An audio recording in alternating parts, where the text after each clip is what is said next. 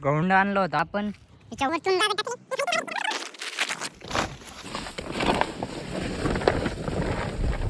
हा खाली पण कागद आहे, वरती पण हाय कागद आहे. फ्रेंड, मी 2 दिवसापूर्वी चारा भरला होता गौंडा.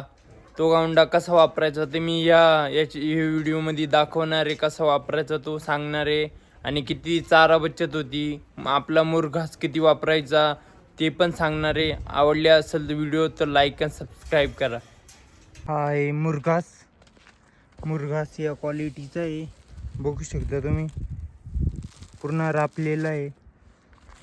हे किती जाळ्या आहे, ही आहे ना, मी 6 जाळ्या टाकतो. हा गौंडा आहे. हा मी 2 रॅकेट काढले, 2 जाळ्या 4 वाजताच्या टाकायच्या मिक्स करून. बघू शकता मित्रांनो, मी आता मुरघास पसरवला आहे. अर्धा जाळी याप्रमाणे टाकला आहे. या 2 जाळ्या शिल्लक होत्या, नंतर टाकायच्या त्या. त्याच्यावरती हा गौंडा मिक्स करायचा. आता मित्रांनो, तुम्ही त्याच्यावरती कुट्टीवरती गौंडा टाकला, ते बाजूला लुटून गाई गौंडा नाही तर मुरघास खातंय. त्याच्यामुळं एकत्र करून देऊ आपण. बघू शकता मित्रांनो तुम्ही, गौंडा मिक्स करून दिला कुट्टीत तर गाई खाताय बरोबर. नाही तर आधी इकडे तिकडे विस करून देऊन खाली कुट्टी खाऊन घ्यायच्या.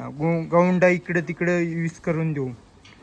आत्ता मस्तपैकी यांचीवाली ना पाणी पिण्याची क्षमता वाढेल, बघू आणि दूध पण वाढेल. या मुरघासाच्या जाळ्या आहे, खालच्या 5 आणि या 2 7.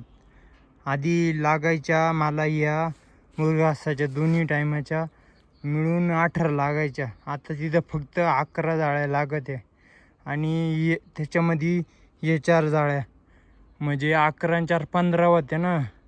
तर बघू शकतात 5 कॅरेट दररोजचे वाचताय. त्याच्यामुळं किती हा गौंडा चाऱ्याला